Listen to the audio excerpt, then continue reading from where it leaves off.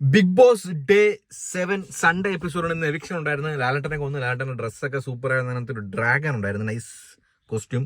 പിന്നെ ലാലട്ടന്റെ ലുക്കൊക്കെ സൂപ്പർ ആയിരുന്നു, താടിയൊക്കെ പഠിച്ച് നൈസ് ലുക്കിലായിരുന്നു ഉണ്ടായിരുന്നു. പ്രായം കുറഞ്ഞ പോലെ തോന്നുന്നുണ്ട് പുള്ളിക്ക്. ഇപ്പോൾ ഇനി എപ്പിസോഡിലോട്ട് വരണമെന്നുണ്ടെങ്കിൽ ലാലട്ടൻ ആദ്യം തന്നെ പറഞ്ഞു, മക്കളെ അവിടെ ഒരു കിച്ചൺ ടീം ഉണ്ടല്ലേ, അവരെന്ന് എഴുന്നേക്കാൻ പറഞ്ഞു. നിങ്ങളെക്കുറിച്ചൊന്നും നിങ്ങളിവിടെ ഉണ്ടോ, അത് ജീവനുണ്ടോ ഇല്ലയോ ഒന്നും അറിയാൻ ഞാനല്ല പറയുന്ന, നാട്ടുകാരെ പറയുന്ന, നിങ്ങൾ അങ്ങനെയൊക്കെ പറഞ്ഞു. അതായത് കിച്ചൺ ടീമിലുള്ള ആരും യാതൊരുവിധ കോണ്ടന്റ്സും കൊടുക്കുന്നില്ല, ചുമ്മാ കുക്ക് ചെയ്തുകൊണ്ടിരിക്കുന്നതാണ് പുള്ളി ഉദ്ദേശിച്ചത്. അപ്പം ഒന്നിൽ പറഞ്ഞ് ലാലട്ട സംഭവം എന്ന് വെച്ചാൽ വേറെ കേസ് എന്ന് വെച്ചാൽ കുക്കിംഗ് ആയതുകൊണ്ട് നമുക്ക് ഇവിടെ എല്ലാം കുക്ക് ചെയ്യണ്ടേ, അപ്പം പുറത്ത് പോയി വിഷയം ഉണ്ടാക്കാൻ പറ്റുന്നില്ല. ഞാൻ അടുത്ത ആഴ്ചയൊക്കെ ആകുമ്പോൾ ഇവിടെ നിന്ന് മാറി കിച്ചൺ ടീമിൽ നിന്ന് മാറി വേറെ ഏതെങ്കിലും ടീമിലാവുമല്ലോ, ആ സമയത്ത് ഞാൻ വിഷയം ഉണ്ടാക്കിക്കോളാന്ന് എനിക്ക് ഒന്നിൽ പറഞ്ഞു.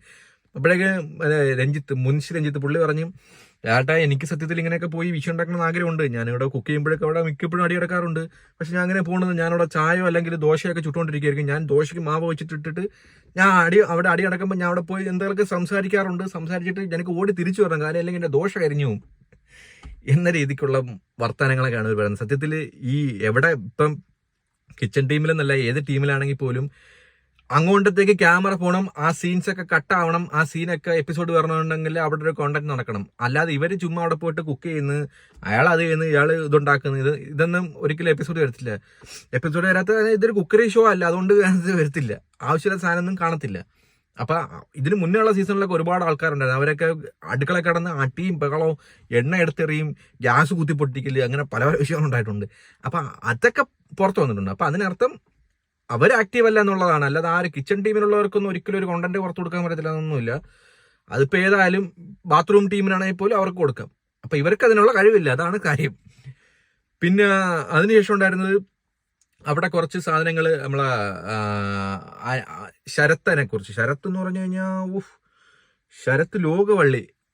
ശരത്തിന് ഒരു ടീം ഉണ്ടാക്കണം. ശരത്തിന് വിചാരമുണ്ട് ഞാൻ എന്തോ ആണ്, ഞാനാണ് ഇവിടുത്തെ അടുത്തൊരു രാജാവാൻ പോണെന്നൊക്കെ ഉള്ള ഒരു രീതിക്കാണ് പുള്ളി പെരുമാറിക്കൊണ്ടിരിക്കുന്നത്. ശരത്തിനാണെങ്കിൽ ഫുൾ പ്ലാനിങ് എന്ന് വെച്ചാൽ എടാ ഇതിങ്ങനെ ആയിരിക്കും സംഭവിക്കുന്നത്, അടുത്ത് ഇങ്ങനെ ആയിരിക്കും എന്നൊക്കെ ഒരു പ്ലാൻ വെച്ചിട്ട് ലാസ്റ്റ് അതെല്ലാം അടപടെല്ലാം തേയും. ഇവന്റെ ഒരു പ്ലാൻ നടക്കാത്തൊരവസ്ഥയാണ് ഉണ്ടായിക്കൊണ്ടിരിക്കുന്നത്. പ്ലാനിങ് മാത്രം നടക്കുന്നുണ്ട്. അത് മാത്രമല്ല, ഇവര് 2 ദിവസം മുന്നേ ജയിലിനകത്തായിരുന്നു ഉണ്ടായിരുന്നത്, അനു ഉണ്ടായിരുന്നു. അപ്പം ചക്കിക്കൊത്ത ചങ്കരൻ എന്ന രീതിക്കായിരുന്നു. അനു ആണെന്നുണ്ടെങ്കിൽ ഫുൾ സ്കിറ്റ്, ഇപ്പോഴും ആ സ്കിറ്റിലാണ്ടിരിക്കുക, ഏതോ സ്കിറ്റ് ഏതോ നാടകം ഇവിടെ നടക്കുന്നുണ്ട്, ആ രീതിക്കാണ് അഭിനയിച്ചുകൊണ്ടിരിക്കുന്നത്. അപ്പൊ ഇവർ രണ്ടുപേരും ഒരുമിച്ചുണ്ടായിരുന്നത്, രണ്ടും നല്ല രീതിക്കുണ്ടായിരുന്ന, അങ്ങോട്ടും ഇങ്ങോട്ടും മാറിയിരുന്ന് വെറുപ്പിക്കുന്നുണ്ടായിരുന്ന ഓരോ കാര്യങ്ങൾ പറഞ്ഞിട്ട് അവരുടെ രീതിക്കായിട്ടുള്ള ഓരോരോ പരിപാടികൾ, ഒരു ബാക്കിയുള്ളാത്ത പരിപാടികളായിരുന്നു അവർ ചെയ്തുകൊണ്ടിരുന്നത്.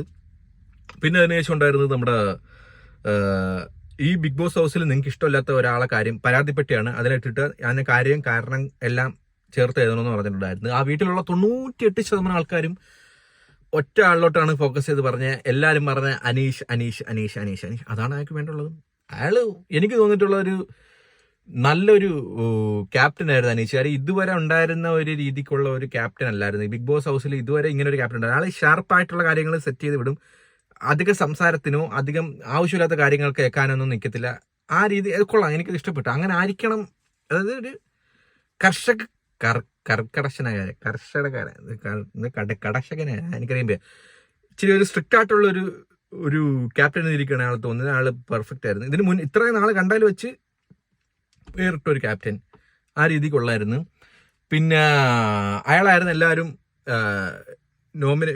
ഇത് പരാതി ഇട്ടേക്കുന്നത്. അത് എല്ലാവരും ഓരോരോ കാരണങ്ങളാണ് പറഞ്ഞുകൊണ്ടിരിക്കുന്നത്. പക്ഷെ അതാണ് അനീഷ് വേണ്ടുള്ളത്. അയാൾക്കറിയാം ഞാൻ തന്നെയാണ് വരുന്നത്. ഇന്നത്തെ എപ്പിസോഡ് കണ്ടവർക്ക് അറിയാം. ആ കേസിനകത്ത് ലാലട്ടൻ മനെ വന്നിട്ട് പറയുന്നത് ആ എപ്പിസോഡിന്റെ ഒരു 70% അനീഷ് അനീഷ് അനീഷ് അനീഷ് അനീഷ് അനീഷ് അനീഷ് അനീഷ്.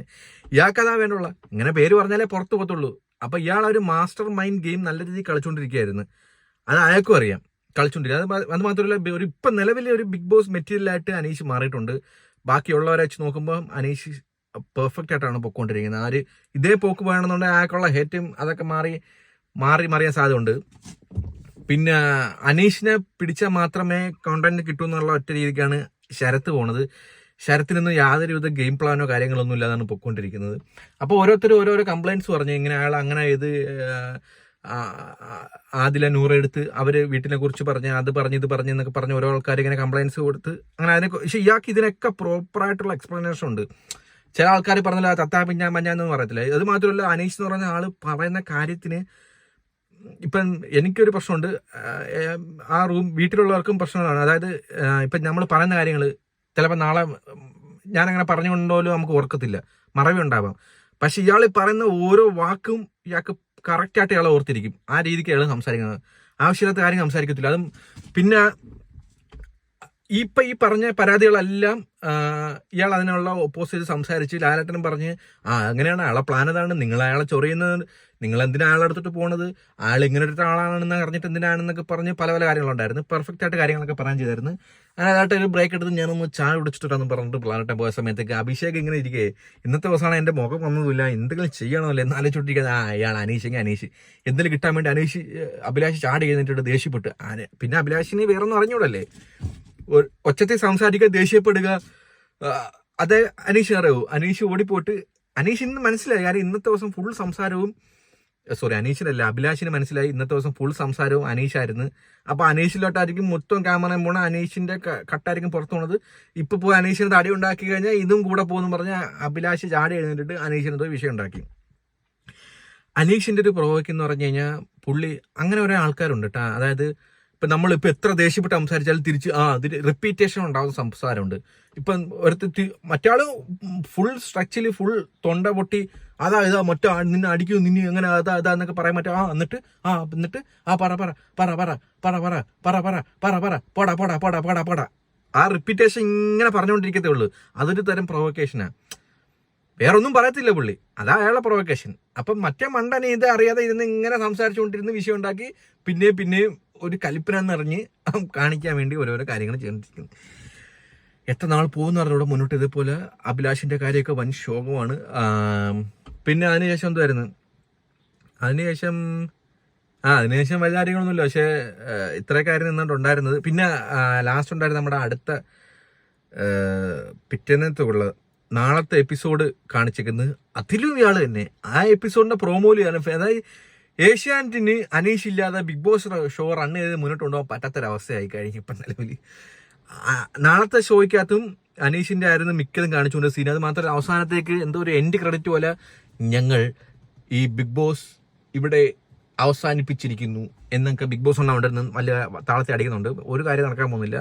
നാളെ കാണാൻ വേണ്ടി ആൾക്കാരെ കാണിക്കാൻ വേണ്ടിയുള്ള, നാളെ എല്ലാവരും വന്നിരിക്കണം ടിവിയുടെ മുമ്പിൽ 9:30. അതിനു വേണ്ടി പറഞ്ഞതാണ് ബിഗ് ബോസ് തന്നെ, വേറെ കാര്യങ്ങളൊന്നും ഇല്ലാത്ത. ബിഗ് ബോസ് നിർത്തുന്നു എന്നൊക്കെ ബിഗ് ബോസ് പറഞ്ഞിട്ടുണ്ട്, നാളെ പ്രൊമോ പറഞ്ഞതായിരുന്നു. അപ്പൊ ഇങ്ങനെയാണ് പോക്കെങ്കിൽ ഉടനെ അനീഷ് എന്തായാലും ഒരു ടോപ്പ് 5 എത്താൻ സാധ്യതയുണ്ട്. പുള്ളിക്കാരന്റെ റേഞ്ച് വെച്ച് നോക്കിയിട്ട് അങ്ങനെ തോന്നുന്നു. മൈൻഡ് ഗെയിമിൽ നല്ലൊരു കിട്ടും. പക്ഷെ ഒണിയിൽ പറയുന്നുണ്ട് ഈ അഭിഷേകൊക്കെ ഇങ്ങനെ പോയി, അഭിലാഷൊക്കെ ഇങ്ങനെ പോയി അടി ഉണ്ടാക്കുമ്പോഴും ഒണിയിൽ പറയുന്നത് നിങ്ങൾക്ക് കാണുമില്ല പോയി അയാളത്ത് പോയി വിഷയം ഉണ്ടാക്കുക, അയാൾ ഒരു കണ്ടന്റ് കിട്ടാൻ വേണ്ടി കാത്തിരിക്കുക, നിങ്ങൾ എന്തിനാ പോയി അയാളത്തോട്ട് പോയി വിഷയം ഉണ്ടാക്കുന്നതെന്ന് അയാൾക്ക് കാര്യം അറിയാം.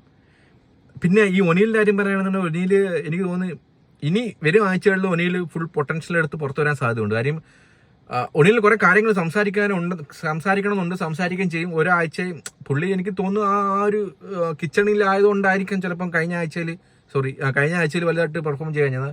ഇനി വരും ദിവസങ്ങളിൽ ഒനിയിലിന്റെ ഒരു പൊട്ടൻഷ്യൽ കാണാൻ സാധ്യതയുണ്ട്. അങ്ങനെ മുന്നോട്ട് പോകുന്നുണ്ട്. അപ്പം ഇതാണ് ഇന്നത്തെ ഒരു പരിപാടി. ബാക്കി എങ്ങനെയാണെന്നുള്ളത് നാളെ പറയാം. അപ്പോൾ ഓക്കെ, ബൈ, ടാറ്റ.